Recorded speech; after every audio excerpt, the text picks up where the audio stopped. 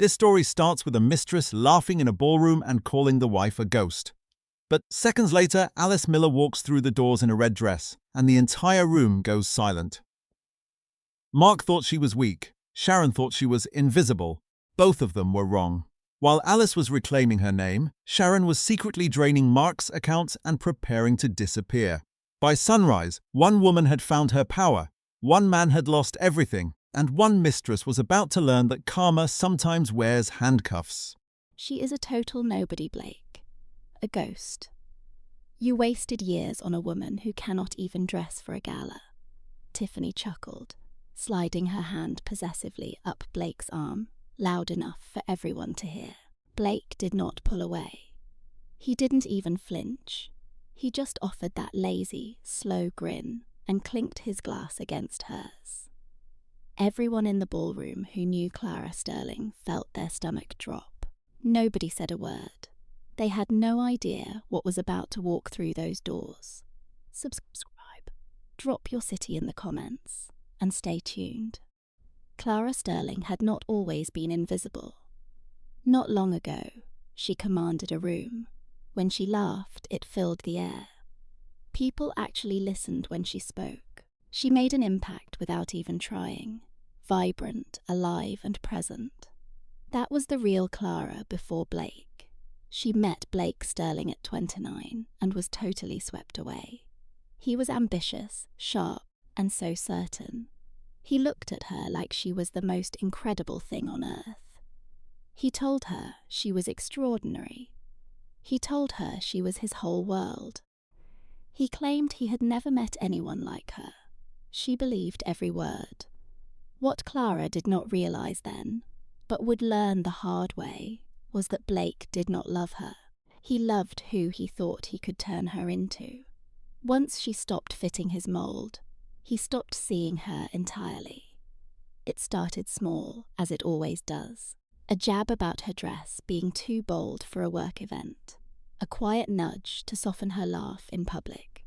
A raised eyebrow when she dared to disagree. Little things, all too easy to ignore. Over 5 years, those tiny slights stacked up like lead weights. By 34, Clara had become a shadow of herself, careful, measured, and quiet.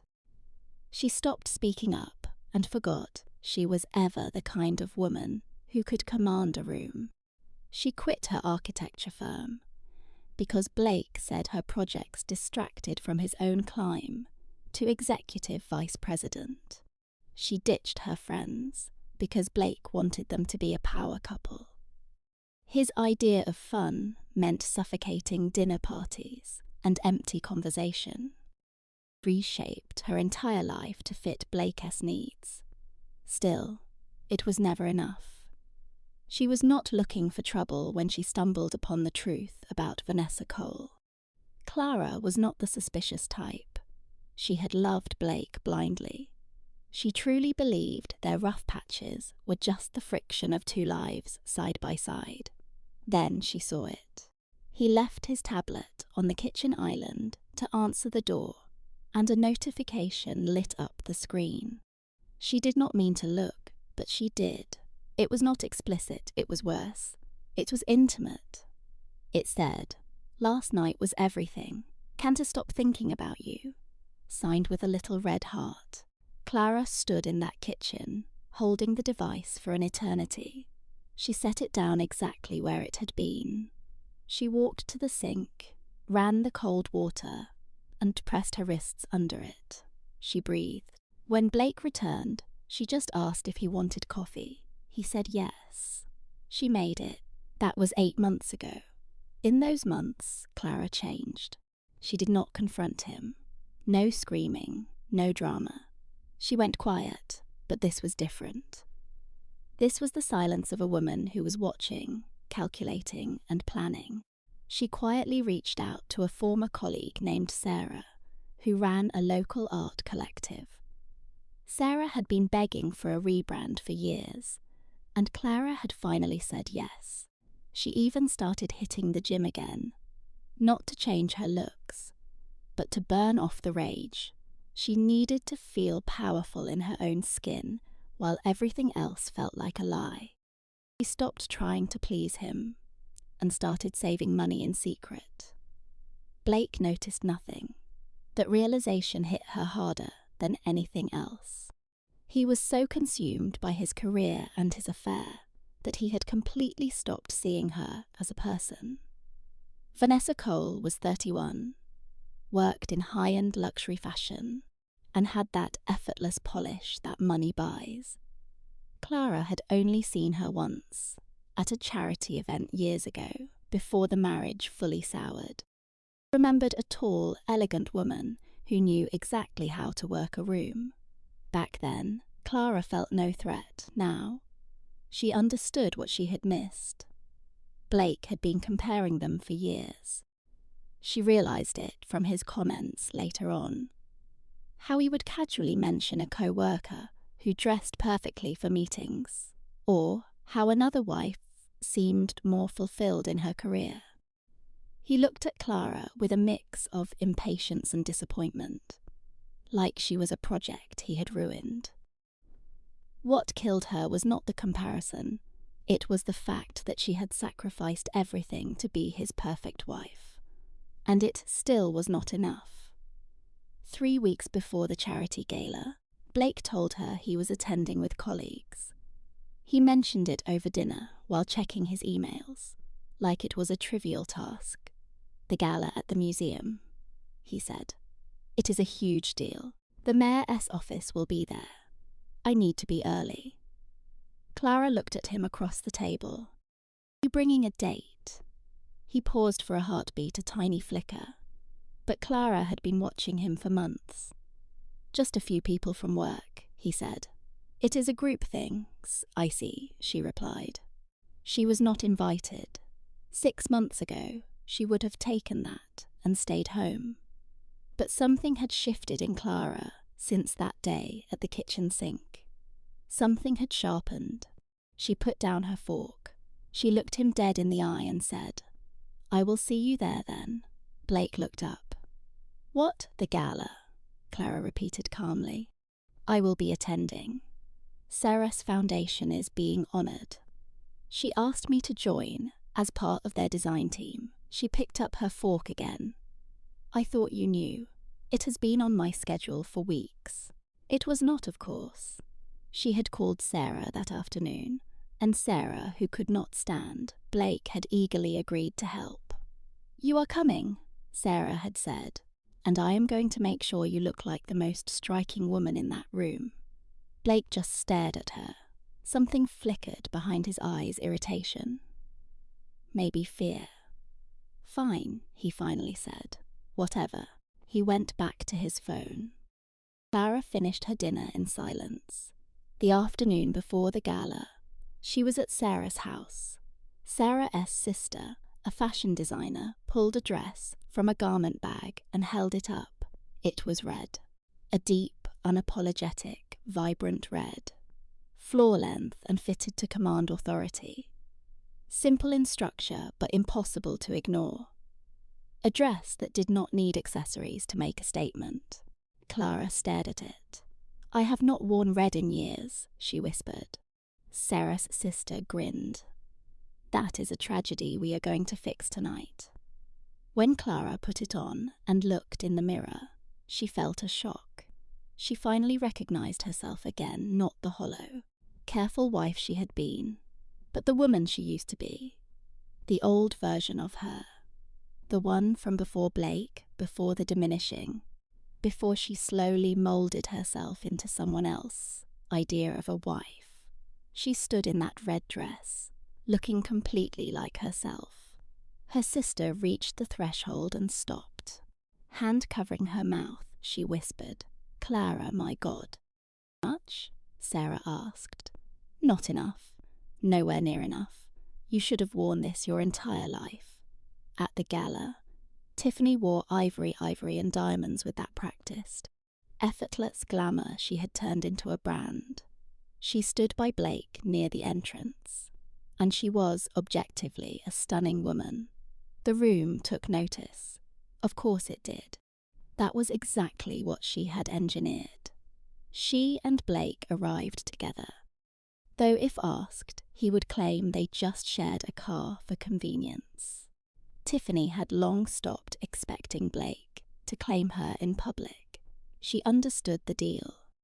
She told herself she did not care. She told herself she was above caring. She was the thrill, the mystery, the one he spent his real time with. The wife was a chore. Tiffany was a choice. She leaned in, murmured something into his ear, and he laughed. She felt, as usual, completely satisfied with the life she had built. Then the doors swung open. Clara walked in. She was not trying to make a scene. Maybe that was why it hit so hard.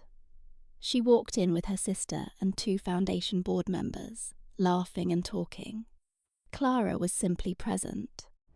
The way she had been before she ever learned to hide, completely herself. Not performing, not calculating, not trying to impress. Just Clara. But the Clara with her shoulders back and her chin up. Clara laughing at something genuine. Clara, who had spent 8 months finding herself again. The shift in the room was subtle. It would not make the news, but Tiffany felt it. She felt the attention move, like a breeze changing direction. A silent reorientation, heads turning. A murmur that was not for her. She followed the gaze and she saw Clara. And Tiffany did not get it. She knew who Clara was, or thought she did. She had built a picture of Clara based on Blake's remarks and her own biases. Quiet, plain. A woman fading into the background. No threat at all. The woman in the red dress did not fit that image. Tiffany watched Clara greeting guests, noticed her warmth, the way people leaned toward her. She watched the deputy mayor shake Clara's hand with real excitement, holding on to it a beat too long as he spoke. She watched her sister beam, looking proud of who they had brought tonight. Tiffany clutched her champagne glass as a bit tighter. Beside her, Blake had gone rigid. "Blake?" she said. He did not answer. Blake. Sharper, he turned, but his eyes took a second to focus, like he had been miles away. "Sorry," he muttered. "Sorry what?" Tiffany watched him, then looked across at Clara. Something she hated twisted in her chest. "Nothing," she said, voice perfectly controlled. "Nothing. I need the restroom." She left before he could reply, leaving Blake alone to watch his wife laughing, tilting her head back, being effortlessly the most interesting person there. He clutched his glass, a dull ache gnawing at him, a dark warning of regret. Elena wasn't watching. She wasn't scanning the crowd. She laughed with the staff, praised the gala, and sipped wine. She owned the room, completely at ease. Felt more alive than she had in years, and hadn't even looked for Marcus. Spotting him was pure chance. He was alone, staring at her with an intensity that rattled her. Their eyes locked for 3 seconds. Then Elena turned to her guest, smiling. Pure power. She didn't need his focus. She didn't need his validation. She was there for herself. A woman who had finally found her footing. Across the ballroom, Marcus watched his ex move through the crowd, and something inside him shifted. Near the coat check, Chloe was busy on her phone, authorizing a massive transfer, already planning her Monday escape. She always had a backup. She just didn't expect the end to arrive so soon, and definitely not because of a woman in red. Chloe, who prided herself on being sharp, had made the fatal error of underestimating her rival. She paced the hall with practiced calm, her heart hammering despite her poise. The wire went through. She double-checked the math. Over $400,000 moved through offshore accounts in 11 minutes. She had set it up months ago, knowing Marcus was the type of man who would eventually fail her. They always do. She tried to ignore the room's energy. Just a dress, she told herself. But Chloe had spent years surviving cutthroat circles by treating threats with surgical precision. The woman in red was a major problem. She tucked her phone away and headed back to the gala. She had to find Marcus and reclaim her standing before losing everything. Marcus was gone. She scanned the room like a hawk. The bar, empty. His colleagues, no sign of him. Then she spotted him near the main display, clutching his drink with both hands, his classic tell for nerves. He was watching Alina explain a project to an older donor. Alina gestured with passion, and the man was clearly hooked. Marcus watched her like a total stranger. Chloe slid her hand through his arm. He shifted, but his eyes stayed glued to Alina. "You found me," she said lightly. Marcus barely acknowledged her. "She looks different," Chloe whispered. Marcus replied softly. "She looks like herself." The words stung. It wasn't about Chloe at all. He had spoken with pure, painful regret. She tightened her grip on his arm. "Let us go," she hissed. "The city manager is at table 7. You need that intro." He snapped out of his trance. Ambition always won. He let her lead the way. He glanced back as they walked. Sarah didn't notice. She was busy laughing with a friend. Across the room, she looked radiant.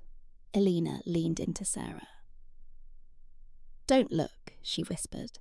"Your ex has been staring for 6 minutes. His girlfriend looks miserable." Sarah just smiled.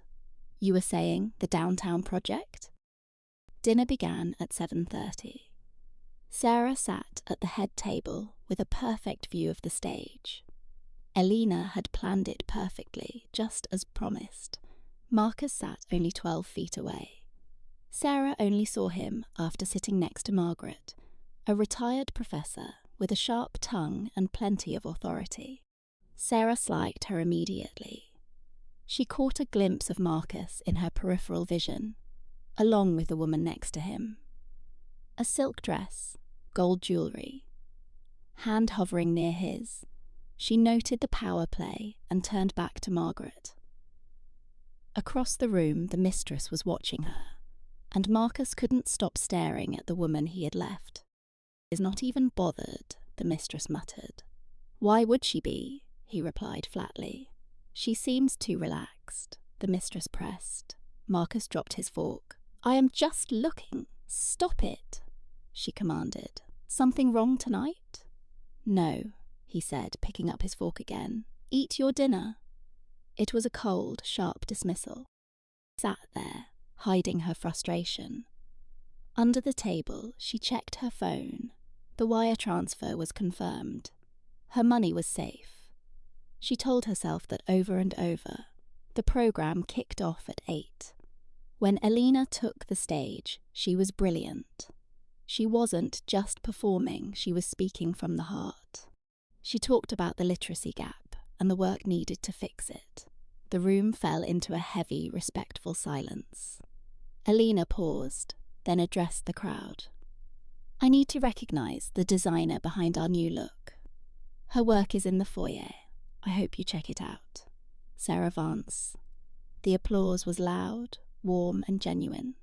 It wasn't just the praise, it was being truly seen.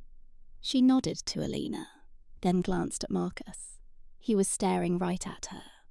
She looked away fast. His face held the clarity of a man who realised exactly what he had wrecked.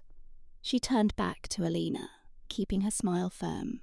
The mistress sat fuming. Marcus saw it all. For the first time since the day he left, he felt something snap inside.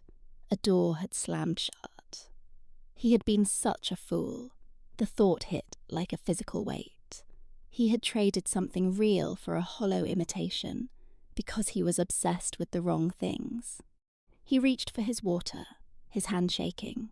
The program ended and the gala turned into easy chatter. Marcus stood up. "Need some air," he muttered. "I will come," she said. "No, I need a minute." Their eyes locked in a jagged standoff. "Fine," she said. He walked toward the terrace alone. She watched him go, then glanced at Sarah, Her jaw tightened. She tapped. A quick text to a contact marked M. Monday is a go. Send the car. She put the phone away and finished her champagne. Composure was the best armor. On the terrace, Marcus gripped the railing, staring into the dark. The night air was crisp. Behind him, the party was just a low hum. He remembered a night early in his marriage, finding Sarah working at her desk. She had looked up and given him a smile that was pure sunshine. No games. He had been too self-absorbed to notice. He never understood his own life until tonight. The terrace door opened. He straightened, expecting her, but it was Sarah. She froze. When she saw him, her face guarded. Silence hung between them. I didn't know you were out here, she said. The event. He started, but stopped. Great program, she added, moving to the far side of the railing. Started to speak, then stopped. Alina stood firm. You look beautiful, he said. He had whispered that same lie to his mistress earlier, but it felt hollow here, an apology lacking the actual word. Alina held his gaze. Calm. I know, she said. I have been, he began. Marcus, she interrupted, voice steady. Not tonight. She walked away, leaving him alone. He stood on the patio. Nearby, the mistress scanned the room. Coat in hand, she saw Alina join the crowd, moving as if their conversation never happened. The mistress felt a sharp, cold sting. Not just jealousy recognition. She realized her mistake. She had read him perfectly, but she had completely misread Alina. She had mistaken Alina's quiet nature for weakness, never thinking it was a choice, or that it had an expiration date. She left the gala at 9:47. No goodbye. By the time she reached her car, she was already calculating her exit. Monday was only 4 days away. The bank accounts would be drained by then, leaving Marcus's lawyers with a mess they could never fix. She worked with clinical precision, no sentiment allowed. Relying on herself was the only rule she followed. She slid into the car, gave the driver an address, and leaned back. She forced herself not to think about that red dress. Inside, Alina danced with a board member, laughing a genuine, loud laugh she had not shared in years. Sarah watched from the side, a knowing look on her face. Marcus walked inside, phone buzzing. An urgent alert from his bank. A high-value transfer needed approval. He opened the app, face draining of colour. He refreshed the screen, desperate for the number to change. He sprinted for the exit, frantically dialing a number that went to voicemail. Still nothing. He stood in the lobby, staring at his phone. Then he looked at the exit where his mistress had vanished. A cold realization hit him. He had been used. Her charm, her wit. It was all a calculated performance designed to turn a vain man into a perfect target. Legs buckled. Behind him, the ballroom echoed with music. His wife was in there, the woman he had just pushed away. He felt the crushing weight of his errors. He tried the number once more. Disconnected. Dead air. The truth settled in. He gripped his phone. The banking app still open. Panic rising. He dialed the fraud department, holding for what felt like hours. A woman named Claire answered, her professional tone making the bad news sting even more. She walked him through the numbers. Each one fueled his growing dread. $412,000 gone, all authorized from his own devices. Was there any unusual activity? Claire asked. He thought about his laptop, which his mistress often used. He thought about his phone left on the counter while he showered. He had given her his password months ago, thinking it was a romantic gesture. Sir? Claire prompted. Yes, he whispered. The dispute could take 14 days. Some funds might be recovered, but she suggested calling the police. He hung up, frozen. He realised the last 2 years had not been a romance, it had been a heist. Every time she asked about his bonuses, he told her, flattered that she cared. He had been so blind. Humiliation burned. He thought of Sarah on the patio. Her words, cold and sharp. She had known all along. She had been quietly mapping out a future that didn't include him. Nausea hit him. He wandered back into the gala, the music now dragging, melancholic. Caught Sarah packing. She seemed unbothered. Alina stood watching. "Sarah?" he asked. She looked up, panicked. "What happened? I need to talk, please," he begged, his ego vanishing. "Minutes, that is all." Sarah locked eyes with Alina, then dropped her bag. They stepped aside, and Mark unloaded everything. The bank alerts, the cancelled phone, the fraud. Sarah listened. She was always the better listener. He had taken that for granted for years. "How much?" she asked. 412,000. She closed her eyes. "How long did she have access? 6 months, maybe more. Have you called the police? I have a case number, but I need local help." "Call them now, Mark." Her calm command made his chest tighten with shame. "Sarah," he started. "Call them," she insisted. "Everything else can wait." She returned to her work. Mark made the call. By 11:15, he was with 2 detectives, detailing every move. Her name, address, the car, the accounts. He even mentioned the Monday deadline. The officer typed, showing no surprise, which only made it worse. "Any idea where she is, her apartment?" Mark said. "We will check it." "Can I get the money back?" The officer hesitated. "We will try, but overseas transfers are difficult." Overseas, the word hit him like a physical blow. He signed the papers. Ripped his report number. The detectives left, cold and efficient. At 11:43, the math finally sank in. His marriage was destroyed, his savings stolen by someone who knew his weaknesses better than he did. His pride was gone. He remembered a dinner months ago when someone called her a ghost. He had just laughed. Toasted to his own blindness, he buried his face in his hands. Across town in a hotel room Mark didn't know existed. The woman sat on the bed. She kept a bag packed in her rental car for weeks. A pro knew that backup plans were everything. A secret room, a spare car, a ready bag. It had been perfect.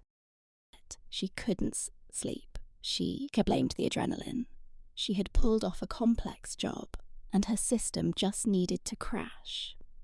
Normal, right? She tried not to think about that red dress. But Mark's shattered face haunted her. She had studied him for 2 years, reading his every move. She had never seen him look like that. Not with her. It wasn't jealousy. It was the focus you give data that ruins your plans. She had labelled Sarah a non-factor, based on Mark's dismissive talk. She had not accounted for the woman in the red dress, the woman who walked in, stood tall, and turned her back on him, with chilling finality. She stared at the ceiling. She was finally out. That was the plan. She never wanted Mark for love. She craved his status, his leverage, a pure transaction. She took her cut just like she plotted 2 years ago. Still, tonight felt heavy. She closed her eyes. Monday was 4 days off, plenty of time. Sarah got home at 12:30. The house sat quiet. The way a home feels when you have lived there forever, but arrive completely alone. Heavy, suffocating silence. She dropped her bag and kicked off her heels. In the kitchen, she sipped water. The room looked the same, but to her, it felt entirely different. She had known for 8 months that her marriage was dead. Saying it aloud just made it final. She needed time to rebuild. Not the loss of Mark, who had become more of a weight than a partner, but the loss of the future she once imagined, the warm, shared life she once hoped for. She had mourned that version to move on. Now she was ready. She walked to the spare room, once her studio, later a storage dump, because Mark hated the clutter. She flipped the light. She had spent 3 months clearing it. Her drafting table was back. Branding samples covered the walls. Her own work. She sat down, just taking it in. She grabbed a notepad. No formal plans, just ideas she had been holding on to for months. A space for kids, books, design, a safe place. She had been thinking about it ever since she saw the foundation waitlist. The massive demand, the families they could not reach.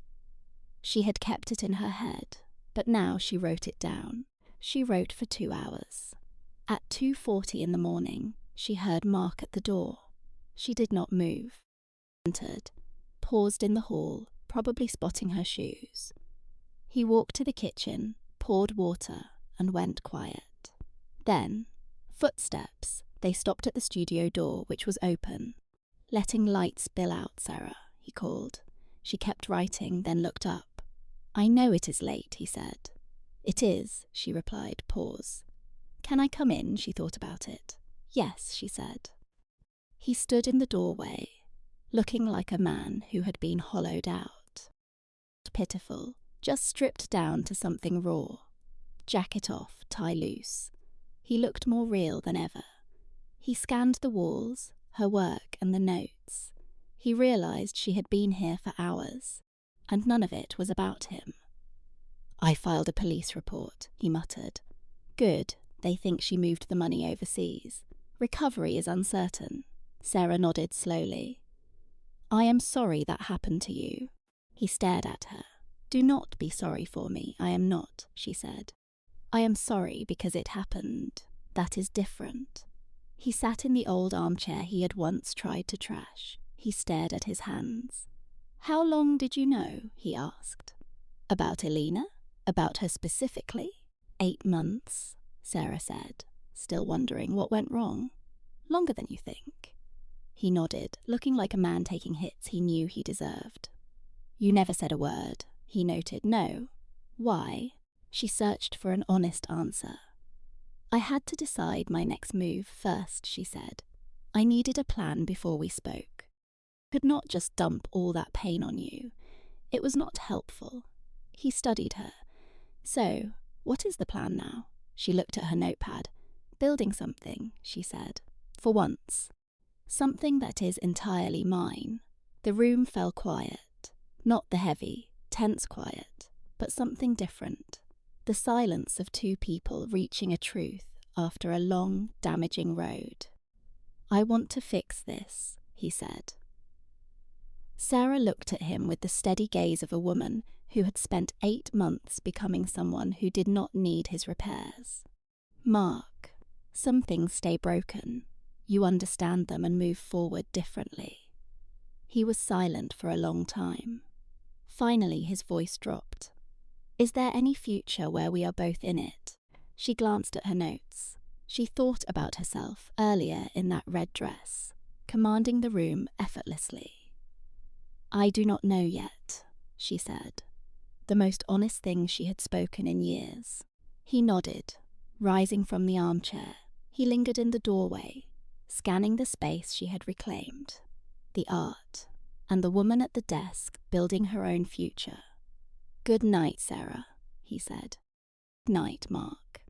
He pulled the door nearly shut. She heard his footsteps in the hall, then the guest room door clicking.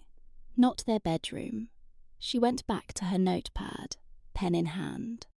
3 days later, Elena Vance hit a wall. She was stopped at international departures at 6:47 Sunday morning. Carry-in, own-way ticket. Valid passport, her own name. She had not bothered with a fake identity. She did not think she would need one. That miscalculation cost her everything. Detective Torres met her at the gate. 11 years in financial crimes. Torres explained the situation with professional, icy precision. The money was tracked. The digital devices were clear. The case moved fast because the bank fraud unit worked all weekend. Elena stood there, listening. keeping her face blank. She had promised herself she would not break if this moment came. She kept that promise. But as the cuffs clicked and Tors led her through the terminal, Elena passed a newsstand. In the glass, she saw herself. Not the polished, careful woman she had spent years building. Just herself, under the harsh airport lights, without the jewellery or the fancy clothes. Just a woman who made a long string of terrible choices and finally reached the dead end. She turned away. No looking back. Detective Tors filed the report at 8:15. By 9, the case hit a prosecutor's desk. That signalled to Mark how serious this was. His attorney, David Park, a corporate lawyer of 4 years who pivoted to this, saw how ugly people could get. David called at 9:22. "They have her," he said bluntly. Mark stood in the kitchen, still in yesterday's clothes, holding untouched coffee. Where? International Terminal. Own-way ticket. They caught her because the fraud unit matched the passport to the case file. Your bank team worked through the night, apparently. Mark set the coffee down. Is she in custody? As of this morning, yes. They are processing her now. Come in tomorrow for a statement. I spoke to Tors. Monday morning is fine. Money, Mark asked. What about the funds? David paused, not a hesitation, but a choice of words. Some is traceable and recoverable. Domestic transfers, maybe 60%. The international portion went through a secondary account. It is messy. How much are we talking about losing? Worst case, maybe 150,000. Best case, 50. These things take months, Mark. Prepare for a long process, not a quick fix. $150,000. He stood in the kitchen, absorbing the hit like a slow, deep bruise. He wasn't broke, but it wasn't just the cash, it was the grind. Every long hour, every compromise, every cold dinner sacrificed for a status that turned out to be a lie. He had handed $150,000 to a shark who saw him as an easy mark. Monday morning, he said. Also, the police might need to interview Sarah to confirm a timeline or see if she ever crossed paths with Elena. Things are handled, Marcus said. She will cooperate. He hung up, left in the quiet. Elena had walked out at 8. He stayed in the guest room, too ashamed to ask where she went. He sat on the bed, staring blankly, replaying their 2 a.m. talk. She was calm, clear, and totally unreachable. I do not know yet, she had said. That gap between yes and no was his new reality, raw and jagged. He thought about Claire at the gala. He looked for anger, but found only facts. Claire was exactly who she seemed, always playing the long game, hunting for any angle. That he mistook her tactics for love was his own ego. He chose the easy lie over Elena, who was real every day, even when he was too blind to see it. He grabbed his coat, he needed air. Elena reached Maya's office by 8:30, sitting with coffee in the morning quiet. Maya never asked why she called, just said, "Get in here." "I will make coffee. That bond is rare." Elena told her everything: the porch, the late night, and their talk in the guest rooms. She described the "I do not know yet" line and how good it felt to be real. Maya listened, holding back the urge to jump in. She stopped. Maya gripped her mug. "How do you feel?" Elena thought about it. Like I only slept 4 hours, but something is fixed that I never knew was broken, both at once. Best description of clarity I have ever heard, Maya said. I am done with that marriage. If things change, it must be something new, built on a better foundation. Honestly, I do not know if I want that. She paused, but the dread was finally gone. Maya watched her intently. When Elena remembered the mirror in her sister's house, seeing that woman in red, staring back the truth. Hit, I quit being scared. the second I stopped letting others label me. Maya stayed quiet. Then I want to talk about that proposal you emailed Friday. Elena froze. She sent it before the gala. Sure, Maya would think it was a reach. It was a project she drafted late at night. A kids' reading centre for the foundation, meant to help local families. She had mapped out the staffing and the mission. It was rough, but she had to get it out of her head. What about it? Elena asked. I showed it to Marcus, the councilman's contact at the party. Marcus from the board, he actually read it. I passed it along during dessert because he asked about our goals. He wants a meeting, a real one. He knows someone at the Miller Foundation Scouting Literacy Programs. He said, your pitch felt like someone who actually gets what kids need, not just a bureaucrat. Elena stared. He really said that. Word for word. I wrote it down. Elena looked at her hands, thinking of those midnight sessions while her husband slept down the hall. The ideas she finally brought to life. A grant meeting, she whispered. This could fund the entire pilot. Maya leaned in. This is real, Elena. This is a future. A strange feeling washed over her, not just nerves. It felt solid. Like the world was telling her she was on the right track. When Thursday. I told him you would confirm today. Tell him yes, she said. Maya beamed. I already did. I knew you would. They both laughed that easy shorthand shared by people who skip the small talk. It was 11 when a strange number flashed on her husband's phone. He almost ignored it. He answered. Mr. Wells, Detective Vance here. We spoke last night. Yes, he said, sitting bolt upright. I have an update on this morning's arrest and a few questions. He had time. He sat down. Vance explained what they found in the Mistress bag. A burner phone, prepaid cards, and itineraries with 2 names, one her own, one an alias she used for 14 months. 14 months. That was before they even met. She was playing this game way before you, Vance said, not unkindly. He closed his eyes. So I was not the first. We are piecing it together. There is an old case from out of state. A complaint from 18 months back that got dropped. Same pattern. The victim never pressed charges. Who was it? I cannot share that yet, but understand this was not spontaneous. This was planned long before you ever met.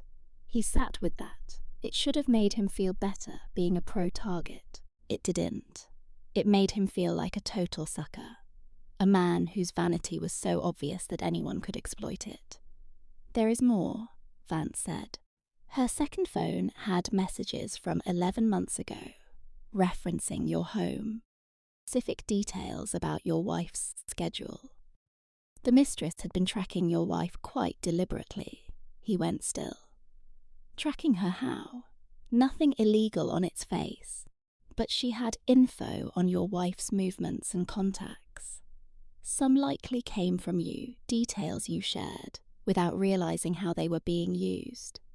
We are still tracing the rest. He felt cold, yet protective. Was she ever in danger? No evidence of threats, but you should warn her now. He called his wife immediately. She answered on the 3rd ring.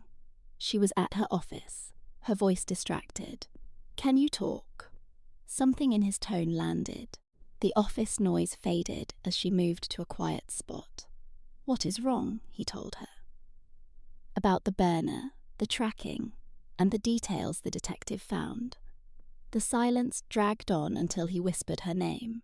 I am here, she said. I am so sorry, he started. I know that is not enough, but she had info. I gave her, and I did not get what I was doing. You were never in danger, but you deserved to know. Another long pause. How long? 11 months, he replied. He heard her breath, a single, measured exhale as she processed the betrayal. I need a minute, she said. Take your time. I will call you back. She hung up. Maya, who had overheard, came back in and watched her closely. What happened? Alina explained it all in that same stripped-down, factual way she had been using lately. Extra drama, just the cold facts delivered direct. Maya's face shifted, settling into a mix of rage and fierce loyalty. She was tracking you, Maya asked apparently, for 11 months. For 11 months. Maya sat down Alina. I know she had details about your life and was using your husband to get them. I know, Maya. Are you all right? Alina did a quick internal check, just as she had been doing for months. Checked for fearsome, but small. She checked for anger, plenty of that, and it felt useful. She checked for that old hollow grief. It was gone. I am angry, she said. Very angry. But I am all right. What will you do? I am calling the detective myself, she said. I want to know everything they found. She reached for her phone. And then I am going home to look my husband in the eye and tell him exactly what I expect. It will not be a conversation he enjoys, but it will be honest. She called the detective at 11:42. Vance was direct and professional. She confirmed the details and added one more. The mistress had photos of the house, the car, and Alina herself, taken from a distance over 7 months. She never approached you? Vance asked. Never, Alina said. She never made contact. No. Alina paused. Why would she? She already had Robert. He was hers to control. Why stalk me? Vance stayed quiet. In our line of work, this kind of surveillance usually has one of two goals.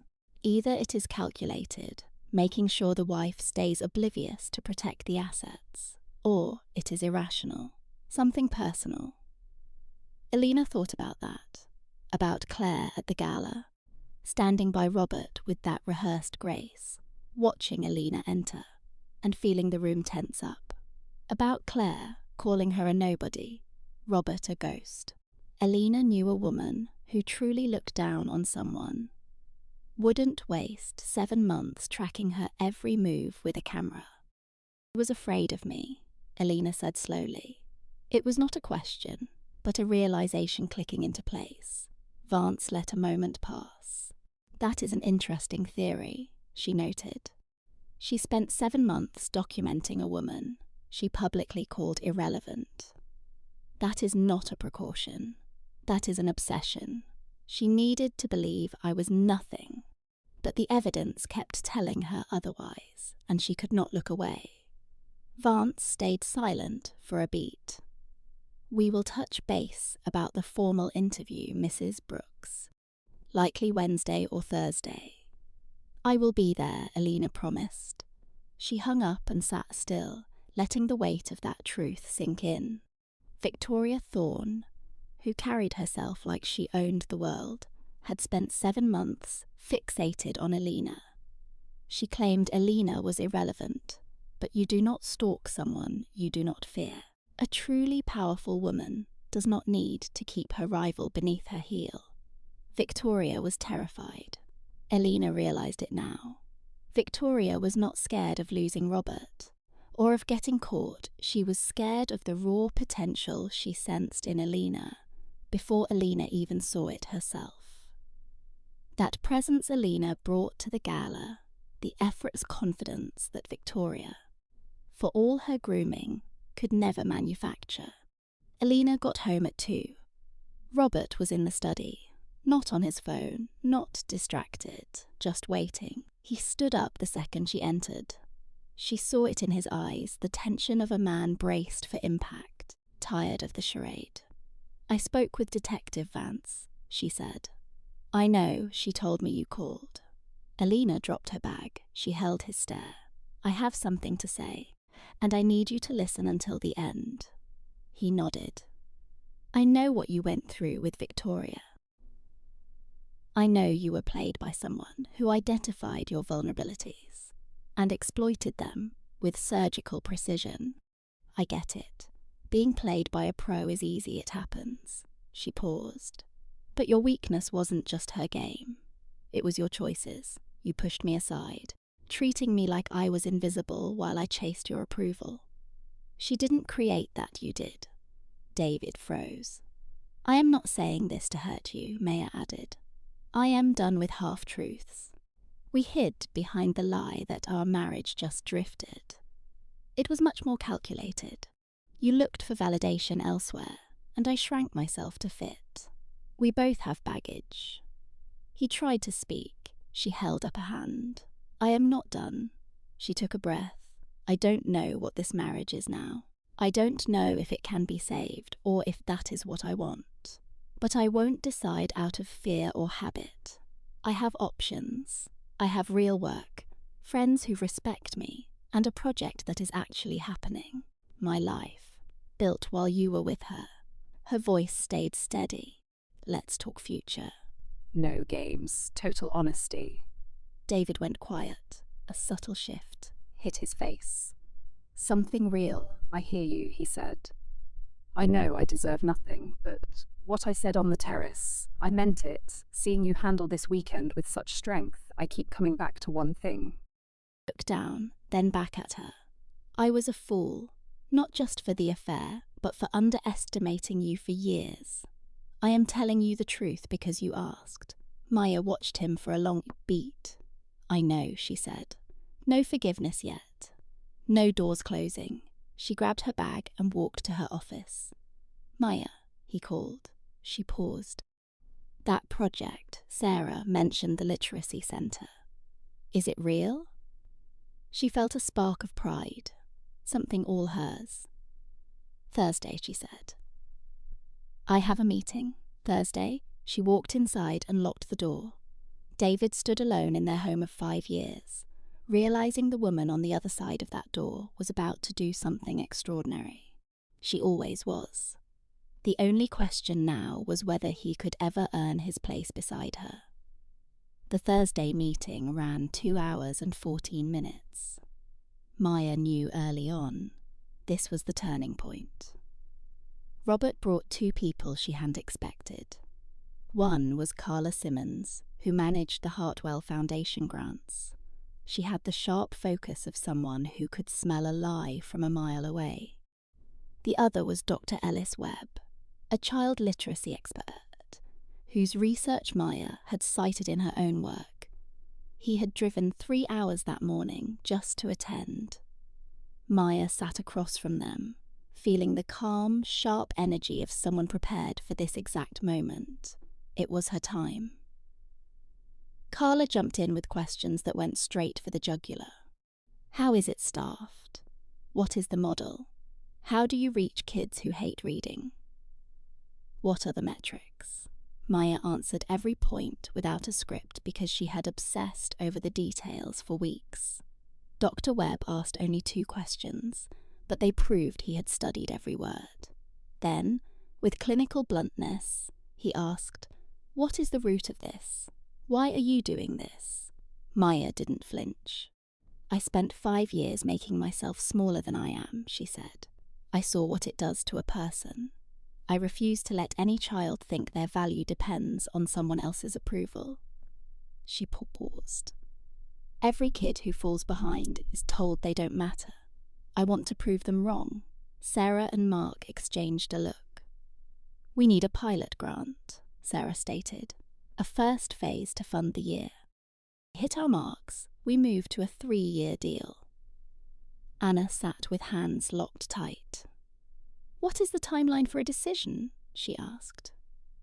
We have already decided, Mark replied. I would not have brought Dr. Webb if we hadn't. Mark slid a notepad across the table. The figure covered everything. The space, the staff, the curriculum fully funded. Anna stared at the number. She looked at Mark. Thank you. This will change so many lives. It wasn't dramatic. It was just the truth. Sarah, who had met plenty of people chasing money but few who earned it, saw the difference. I know it will, Sarah said. Anna called Jane from the parking lot shivering because she forgot her coat. It is funded, she told her. Jane let out a wordless gasp. All of it. Yes, every penny. Jane let out a shout that made Anna jump. Then she said with icy precision, "I am opening the expensive champagne. I have been saving for something real." "Get to the office." Anna laughed. She sat in her car for a moment. Looking at her hands, she thought about the woman she was 18 months ago, before the kitchen floor breakdown, before the gala, before everything. The woman who shrunk herself until her husband stopped noticing her. The woman who mistook compliance for love and paid for it with years of her life. She looked at the grant figure. She thought about the kids, the future, and started the car. No looking back. Robert heard about the grant from Jane. It wasn't a snub, just Jane being Jane, direct and blunt. She called him Thursday afternoon, giving him the facts with no fluff. Robert listened and remained silent. "That is incredible," he said. "It is," Jane agreed. "She has been grinding for months," she added. "While you were distracted, the words weren't mean." Jane just saw no reason to sugarcoat the truth. "Robert? Yes, do you think she is going to be okay, regardless of your marriage?" Jane paused. "She was always going to be okay, Robert. That was never in doubt. The question was always whether you would realize that before it was too late." She hung up. Robert held his phone for a long time. He thought about the police report, the lawyers, and the slow grind of untangling the money his mistress had stolen. David had called that morning. Some accounts were frozen. The financial recovery was a marathon. Robert signed papers with the cold focus of a man who knew grief was useless until the work was finished. Beneath the practical recovery was the real issue. Who had he actually been? The man who smiled while others insulted his wife. The man who judged the woman who loved him most against shallow standards. The man whose vanity was so massive that a predator spotted it from across the room. He didn't wallow. That would just be more ego. But he was honest with himself, with the same clarity Anna had shown. He had to become someone new, not to win Anna back, but for himself. The man he was before was a ghost he never wanted to be again. That discomfort was the only thing that would force a change. He called his therapist and booked a session for Monday.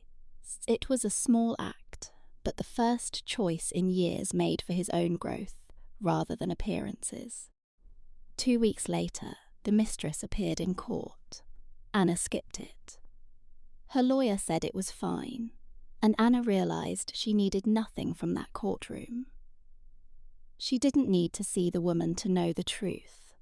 She was at the foundation space that morning, walking through empty rooms with a builder named Henry. He had the calm, no-nonsense vibe of a man who just cared about the craft. "Here," Anna said, standing in the center. "A reading corner, low shelves, soft seating, no school vibe. It needs to feel like a sanctuary." Henry took notes. "How many kids?" 12 to 15. 2 sessions a day to start. We will scale based on demand." She walked to the far wall. "Light is everything. Can we extend this window?" Henry studied the wall. "I can do it," he said. "Good." She looked at the room, seeing it already finished. Realized she had spent her whole life seeing potential. It was her gift, but it was also why she stayed in a dead marriage. Too long seeing what could be instead of what was. She was different now. No more wishes, just blueprints, bank deposits, and a new team. This was real. Detective Toz called at noon. The mistress entered a not guilty plea. It meant nothing. The evidence was solid. The burner phone, the documents, the transfers, and a new victim ready to testify. Everything shifted. The other woman wasn't just some mistake. She was a career criminal. "When is the trial?" Sarah asked. 12 to 18 months, maybe longer if she plays games. "You must testify about the stalking and the break-in. You are a key witness." "I will help with anything you need," Sarah said, the exact words Greg used, never dreaming he would soon say them to someone else. I know, Miller replied. You have been clear, it helps. Sarah hung up, standing in the quiet room. She thought about that woman in court. No victory, no relief, just a cold, hard truth. Like a train arriving at the right station, she got back to work. The real shock came from a therapist named Dr. Vance. She had a way of cutting through the lies, forcing both Ben and Sarah to face their crumbling foundation. It started with a mystery call on Friday. Sarah sat on the porch with tea, reviewing notes for her startup. She nearly hit decline, almost. A calm voice spoke. My name is Alina. I was with your husband 3 years ago, before he met the other woman. She played him too. Sarah went rigid. He never reported it, Alina said. He was just too ashamed. He blamed himself, felt like a fool, and buried it deep. I begged him to speak up, but he wouldn't. Eleanor's voice stayed steady, the kind of tone that comes from rehearsing a script. When the arrest hit the news, I called the prosecutor. I am the second victim. I know, Sarah whispered. I heard there was another, but they kept it quiet. Lost touch, but I tracked you down, Chloe explained. Found your charity email online. Maya watched the sun hit the grass. It was golden. How are you doing? She asked. Silence, then softly better. It took years the marriage died, not just because of the affair, but his cowardice like yours, I bet. Maya nodded, just like mine. Called because you aren't alone, Chloe said. The fog eventually lifts. The anger fades. Maya felt a lump in her throat. Thanks for calling, she whispered. Also, I saw your literacy project in the news. You said kids are told they don't belong. I am a first-grade teacher, 16 years in the classroom, and you nailed it. Maya closed her eyes. Want to join us? I have staff, but I need an educator. Chloe sounded stunned. I would love that. They talked for 40 minutes, planning a follow-up for Tuesday. Maya felt a spark. A new partner she never saw coming. After hanging up, Maya scanned the yard. Her husband's mistress tried to erase her, but it only pushed Maya to this moment, this project, and a teacher who would help it bloom. Everything that woman tried to destroy became the foundation of Maya's new life, a powerful lesson. She's let it sit in the warm light. Mark came home at 6, sat on the porch, and just breathed. Learning to be present to Dr. Vance's advanced advice, and Mark was actually trying, learning to be human again. How is the work? He asked, growing. The board wants to expand, and I just brought on an advisor. Who? Maya shared the story about Chloe. Mark listened, never interrupting. She reached out directly, he asked. She did. Mark sighed. That took some real guts. It did. Maya agreed. The silence wasn't forced anymore. It was the quiet of two people who had been through hell and were finally painfully learning to be honest. Vance wants a joint session next week, Mark noted. You okay with that? Maya thought about it. I think so. We have done the individual work. A joint session shouldn't be as a performance anymore. Mark nodded slowly. I have been thinking about the years before all this. Don't do that to yourself, Mark. I am not. I just needed to understand how I got there, not to punish myself, but to ensure I never repeat that wreck. Maya really looked at him. Behind the polished mask, she saw the man beneath, flawed, struggling, and finally real. That is the only place to start, she said. Understand it. He nodded, and they sat in the silence until the sun dipped down. The first session of the Vance Literacy Centre launched on a Tuesday. A name she only accepted after a little push. 12 kids, ages 6 to 9. A mix of curious, wary eyes. They weren't sure if it was safe to be themselves yet. Sarah, the lead organiser, had a natural gift for connecting with them. Maya watched from the corner, notebook in hand. She spotted Marcus, a 7-year-old labelled as difficult.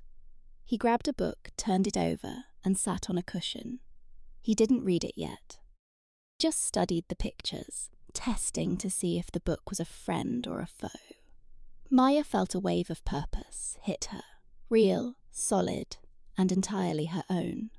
Not a gift from a man, not something anyone could take away. It was purpose built from her own vision and a stubborn refusal to disappear. Marcus turned a page. Maya made a note. Inside, the world was still a mess. The divorce battle dragged on. The marriage was hanging in the balance, and life was being glued back together piece by piece. Nothing was finished. It would take time. But in that room, Maya watched a child open a book. She finally understood. She wasn't a ghost. She never had been. All this time, she had been exactly who she was. Every trial made it clear, but the truth was always there. Unlike the $1 million, the marriage, or the losses, this belonged to her alone. She earned it, and no one could take it away. Maya had finally found her way back, and she was never, ever leaving again.